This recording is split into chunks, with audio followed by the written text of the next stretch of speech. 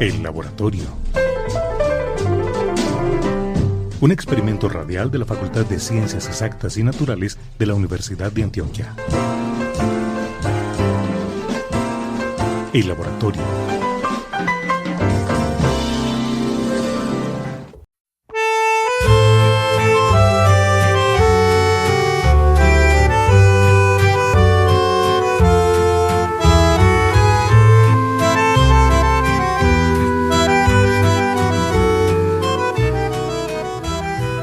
Adelante, adelante, bienvenidos al laboratorio, este experimento radial creado en la Facultad de Ciencias Exactas y Naturales que se presenta por la emisora cultural de la Universidad de Antioquia, Sistema de Radio Educativa.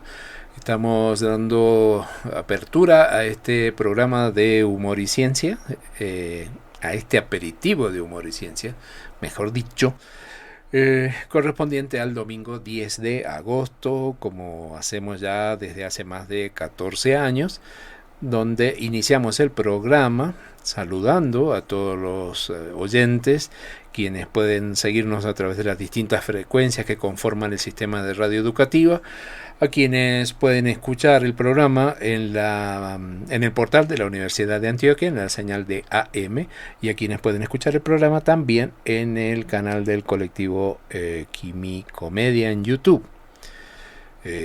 Como hemos hecho este año, siempre la apertura la hacemos también con un acompañamiento musical que mantenemos hasta el final del programa, y para este domingo trajimos el grupo mexicano Pate de Foie con el tema Supermercado. A quien trajimos también nuevamente porque nos quedamos con muchas ganas de seguir conversando sobre este tema tan apasionante, es a nuestro querido amigo Jorge, que ahora sí notamos que ya se evidencia que tiene un año más de vida. Ya ahora sí es mucho más maduro. Recién cumplidos, profe. Prácticamente lo está estrenando, así que vamos a ver qué tal lo hace. Así que bueno, continuando con la semana de festejo de tu cumpleaños, te damos los buenos días, amigo. Buen día, profe, y buen día a todos los oyentes. Para mí siempre es un gusto estar nuevamente en lo que usted dice, mi casa. Ya han sido muchos años. Y como decimos nosotros, este aperitivo de humor y ciencia, y en realidad siempre ha sido para nosotros un aperitivo de humor y ciencia. Ojalá podamos llevar esa misma sensación en medio de toda la programación de la emisora cultural. Pero como se trata también de cumplir con nuestras obligaciones autoimpuestas culturales, parte de eso es aprovechar la presencia de nuestro amigo para abrir, como solamente él lo sabe hacer, la habitual sección de efemérides. Efemérides en el laboratorio. 10 de agosto de 1519 parte desde Sevilla la expedición de Magallanes para dar la vuelta al mundo. 10 de agosto de 1897 llega la aspirina. El Dr. Felix Hoffmann desarrolla una forma pura y estable del ácido acetilsalicílico. En sus notas de laboratorio ya sugiere que debido a sus características físicas tales como un sabor ácido sin efectos corrosivos, el ácido acetilsalicílico es superior al ácido salicílico, por lo que debería ser probado por su utilidad. La aspirina demostró ser capaz de aliviar los dolores reumáticos mucho mejor que el ácido salicílico, que además tenía un sabor sumamente desagradable y producía serias lesiones estomacales. 11 de agosto de 1675 es la inauguración del Observatorio Astronómico de Greenwich en Gran Bretaña. 11 de agosto de 1877 se descubren Phobos y Deimos. El astrónomo estadounidense Asaph Hall descubre las dos lunas de Marte, a las que denomina Phobos y Deimos, esto es los nombres de la mitología griega de pánico y terror, respectivamente. Los cuerpos están compuestos de rocas ricas en carbono y son muy similares a algunos tipos de asteroides. Ambos tienen muy poca densidad y presentan muchos cráteres, lo que ha hecho pensar a los astrónomos que en realidad se tratan de asteroides capturados por la fuerza gravitatoria marciana, aunque su origen es aún incierto.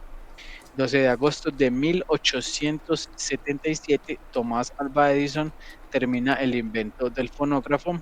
Y aquí quiero hacer una mención especial: el 12 de agosto está cumpliendo años nuestra oyente número 1, así que un feliz cumpleaños a la profesora Carmenza. Acá se lo damos de pie.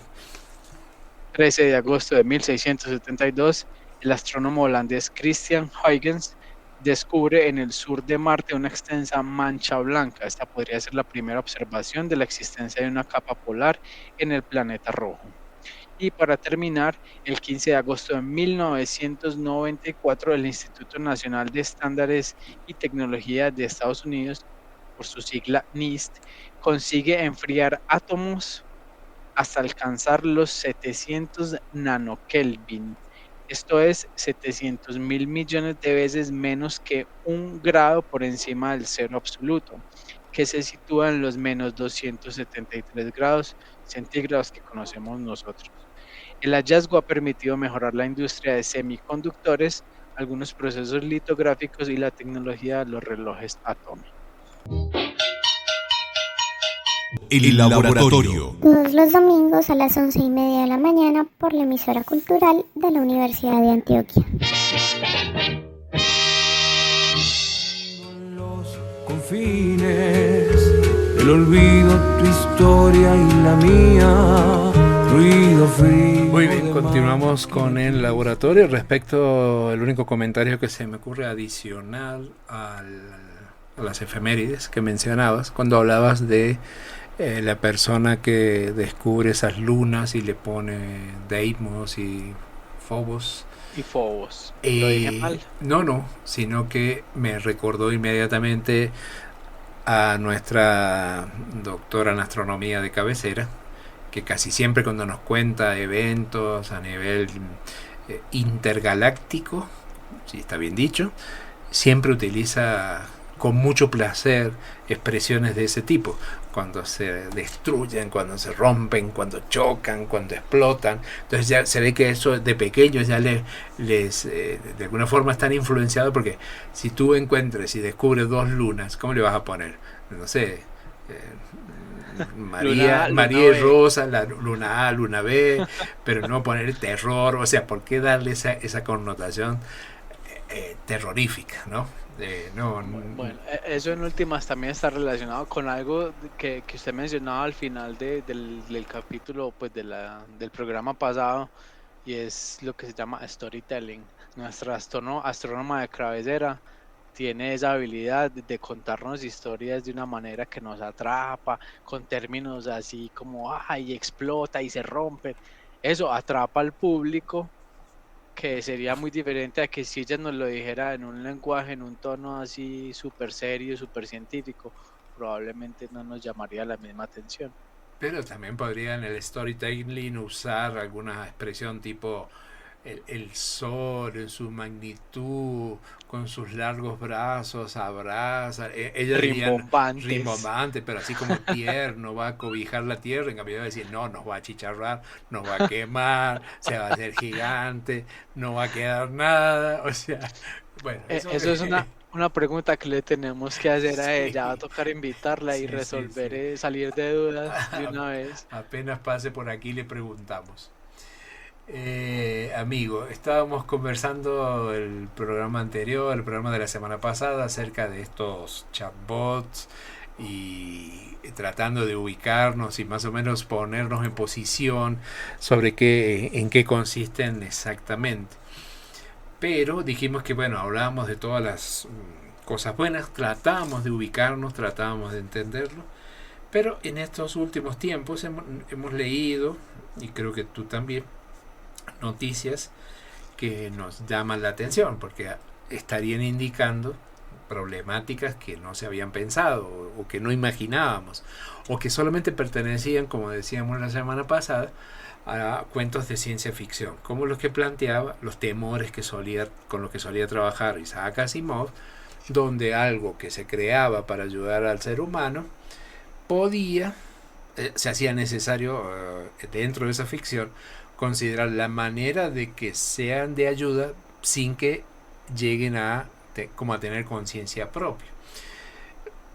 por eso, como decíamos, se le hace necesario plantear las 3 leyes de la robótica. Otro ejemplo que te traigo, tú no lo conoces porque eras exageradamente joven.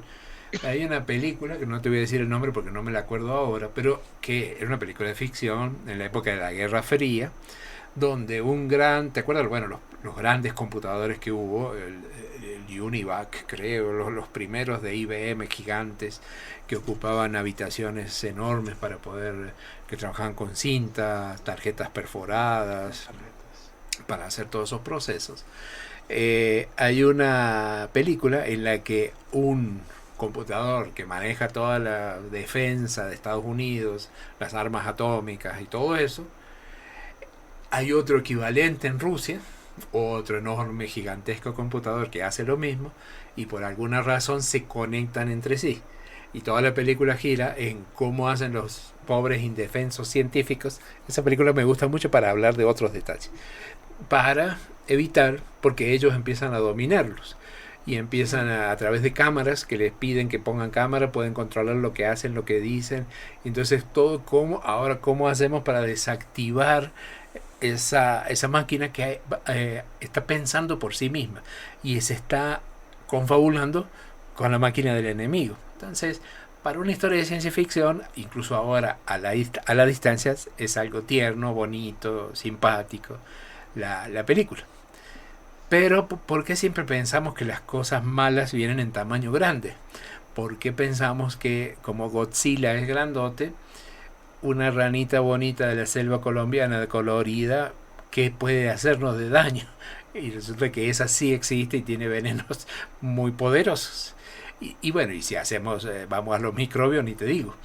Entonces ahora pregunta difícil para arrancar, estamos en presencia de algo equivalente, es decir, ¿qué pasa? ¿No habíamos quedado en que estos programas, aplicaciones, lo único que estaban haciendo era hacer más amigable la interacción con la base de datos, en definitiva, que era la que yo quería? Pero ¿qué pasa? Pueden influir demasiado o tal vez en un sentido inesperado en la vida del ser humano. Sí, señor. Pues no, de pronto no llevarlo a un nivel tan catastrófico como lo que usted menciona de llegar a la dominación, o de pronto sí, eso no lo sabemos, tal vez no nos toque, pero sí afecta la vida del ser humano. No solo con información de lo que hablábamos al final del programa pasado, de lo que se llaman alucinaciones, que son cosas que suenan como si son verdad, y las dice, pues si uno las lee y tiene la estructura semántica que permite como creer que está bien estructurado, que lo que está diciendo debe ser verdad porque está bien escrito, ¿cierto? No solo eso, sino que ahora permite generar imágenes, ¿cierto?, de cualquier cosa que recibe una instrucción, de nuevo en lenguaje natural, como hablamos nosotros. Quiero una imagen que haga esto, que tenga esto. Hay muchas imágenes famosas generadas por inteligencia artificial, como la del Papa Francisco con la chaqueta esta abollonada, ¿cierto? Pero ese es un ejemplo pues sencillo. Se pueden crear imágenes que afecten a personas y que resulta que esa imagen nunca fue verdad, sino que fue generada por IA. Y hay gente que cree eso porque son muy bien hechas. En estos últimos tiempos, en el momento, probablemente haya avanzado más, en el momento que se salga este programa al aire, nos estamos acostumbrando en redes sociales, es decir, que ya nos exige algunos el esfuerzo para decir esto es real o esto fue creado es decir, la cantidad de cosas que se están creando por inteligencia artificial ya han superado mi capacidad de asombro, y después uno tiene que tomar decisiones, es decir, listo, acepto, es una realidad, lo tomo, pero claro, empieza la otra preocupación, ¿será que en algún momento voy a ser engañado por algo que no es real? Ahora, esa es una forma de generar un daño, una preocupación. Tú mencionabas algo relacionado con la forma de interactuar, ¿no?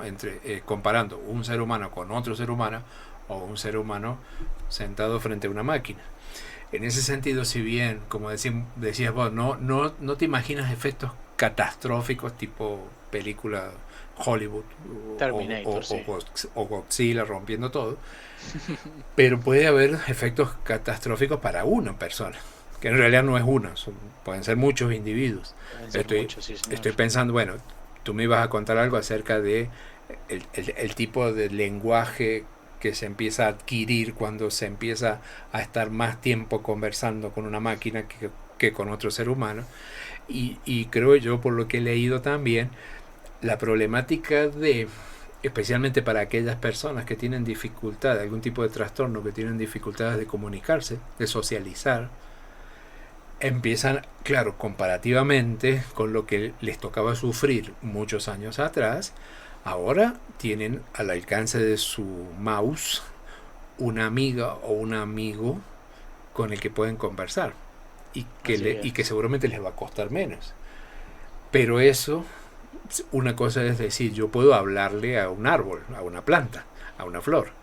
El problema está que ahora me contesta. Y ahora te contesta, claro, en un lenguaje que tú quieres escuchar. Exacto. Entonces, como es algo que yo quiero escuchar, eso aparentemente se ve en principio como que bueno, es un alivio para esa persona, pero puede llegar a tener consecuencias. Hemos leído varios casos, ¿no?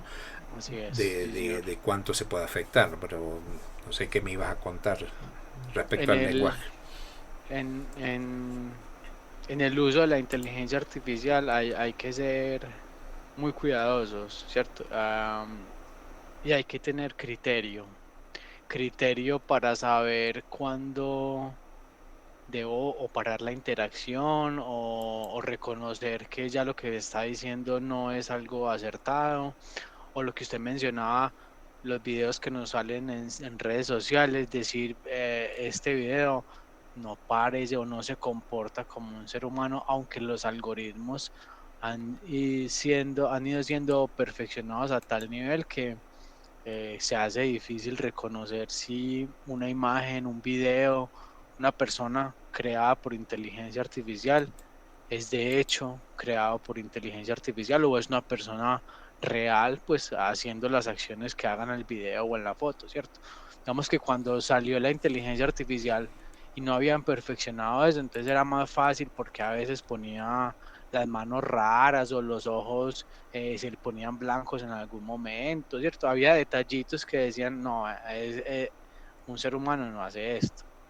Pero ahora eso se ha ido perfeccionando de manera que se hace más difícil reconocer eso. Entonces hay que tener un criterio claro y saber, pues, como dudar. No hay que aceptar todo lo que uno ve o lo que uno lee o lo que uno escucha de parte de una inteligencia artificial como algo que es completamente cierto. Esto porque está relacionado a una de las características que tienen los algoritmos de la inteligencia artificial, que se llama, desde el punto de vista técnico, se conoce como temperatura. La temperatura puede tomar un valor entre 0 y 1, ¿cierto? Digámoslo así, donde mientras más cercano a 1 sea, más creativo puede ser, más libertad de inventar puede ser. Entonces, digamos que si yo quiero crear textos poéticos, por decir algo, una temperatura alta me vendría muy bien porque él seguramente va a empezar a encontrar conexiones entre palabras que a lo mejor nosotros o no nos queremos tomar el tiempo o no nos hemos tomado el tiempo o no sabemos que a lo mejor esas palabras combinadas pueden sonar muy bien, ¿cierto? Pero por otro lado, si yo quiero algo más estricto, más científico, más riguroso, entonces uno le bajaría pues como a ese parámetro de la temperatura. ¿Qué pasa? Y esto está relacionado con algo que mencionábamos al final del programa pasado, y es que no todo lo relacionado con la IA, que es una ayuda y yo creo que todos la hemos usado en algún momento, no todo es bueno, ¿cierto? Hay problemas, como usted lo mencionaba, personas que de pronto no tienen ese criterio, se toman todo en serio o todo como verídico y eso puede desencadenar un montón de problemas, no solo para ellos, sino que se vean influenciados en tomar acciones contra otras personas. Lo otro es que hace poco salió un estudio del MIT relacionado con el uso de la inteligencia artificial para fines creativos, sobre todo fines de escritura de ensayos y demás, donde ponían a escribir no recuerdo el número exacto de personas, de manera personal, un ensayo sobre un tema específico.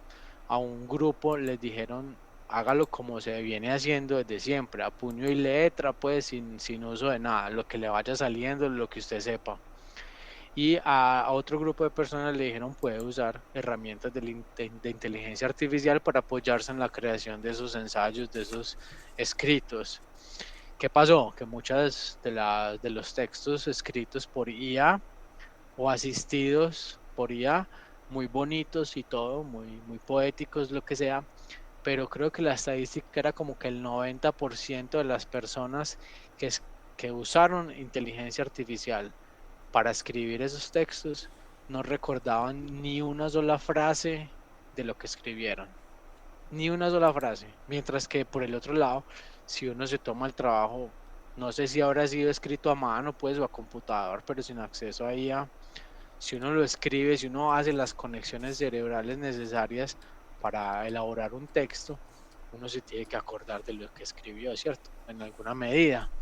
Y la estadística pues mostraba que un porcentaje muy alto de las personas que no usaron IA se acordaban perfectamente de al menos una frase de lo que hubieran escrito. Entonces eso llevó a los investigadores del MIT a profundizar como venga, ¿qué está pasando en el cerebro de la gente que depende tanto de la IA para fines creativos o de escritura? Y se dieron cuenta que mientras más se use y más se dependa de la IA para hacer pues como la elaboración de esos textos, menos conexiones neuronales se tienen. O sea, como que se empiezan a romper esas conexiones y diciéndolo de una forma muy coloquial, muy abrupta, se está embruteciendo la gente, ¿cierto? De alguna manera, porque estás perdiendo conexiones neuronales. Hablando de eso, o de esta última parte, y veo ya con, no sé si preocupación o aceptación de que tampoco nos va a alcanzar este programa, y creo que nos va a dar para seguir conversando, es que cuando hablabas vos hablabas de la IA como como algo que podía generar un mal, digamos, lo que se planteó al principio y que una herramienta y usaste muchas veces la palabra criterio, entonces como decía, como un mecanismo de defensa, y hablabas del criterio, cosa que comparto. Pero estaba pensando que buscando una analogía de decir que no es que ahora apareció una herramienta que es particularmente dañina si yo no la sé utilizar, porque de eso se trataba. Porque como dije, la palabra herramienta podría haber sido algo que pasó cuando apareció el martillo. O sea, las herramientas son útiles cuando se las usa bien y pueden hacer daño cuando se las usa mal.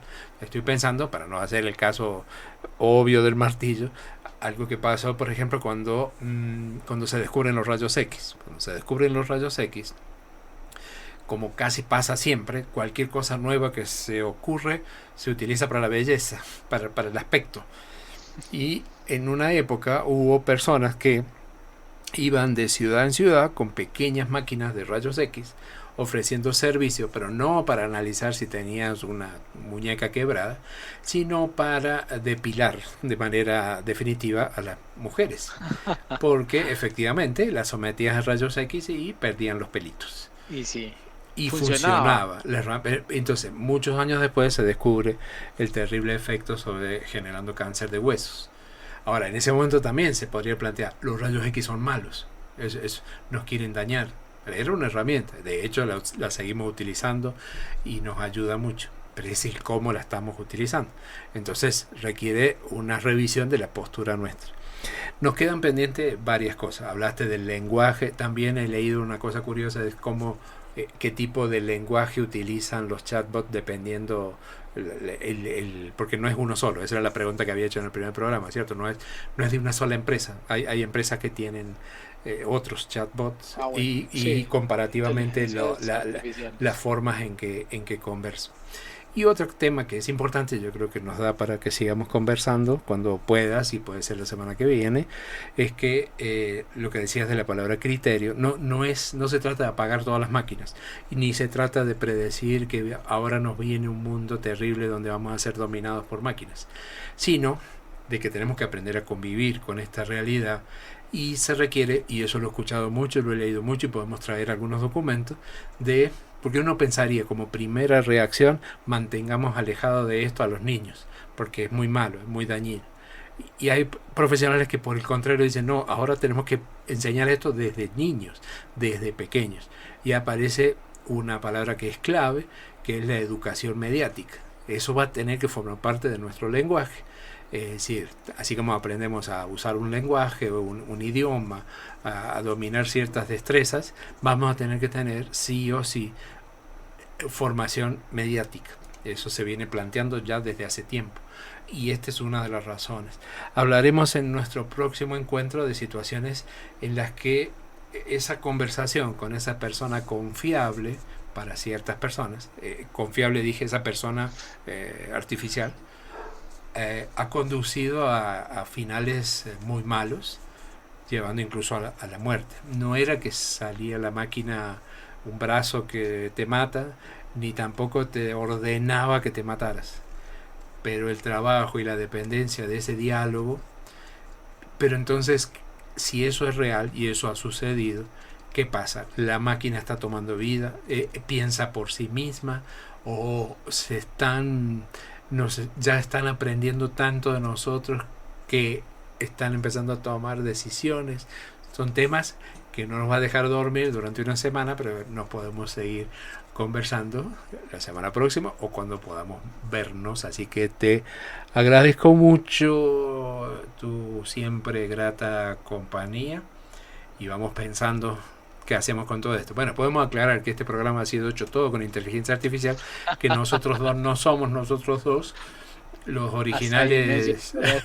Laboratorio, profe. Los originales. Así? Los originales se encuentran en este momento tomando sol en una playa paradisíaca. Bueno, esa parte sí me gusta. De los originales. Pero nosotros tenemos tanta mala suerte que seguro que nuestros avatars están allá y nosotros estamos acá. Sí, seguramente. Nos vemos la semana próxima. Y el dinero, como siempre, que no alcanza. En el absurdo final de nuestra historia, cemento y desquicio de toda memoria. Nada entre nosotros, ha quedado solo un gran supermercado y este amor sin para qué.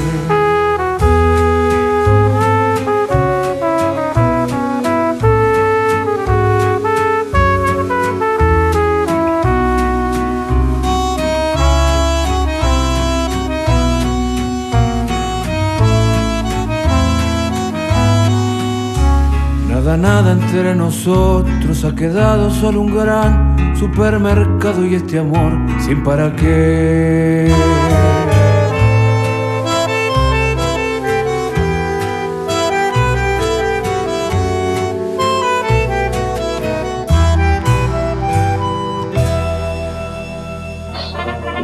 El Laboratorio, un aperitivo de ciencia y humor en la mañana del domingo por la emisora cultural Universidad de Antioquia.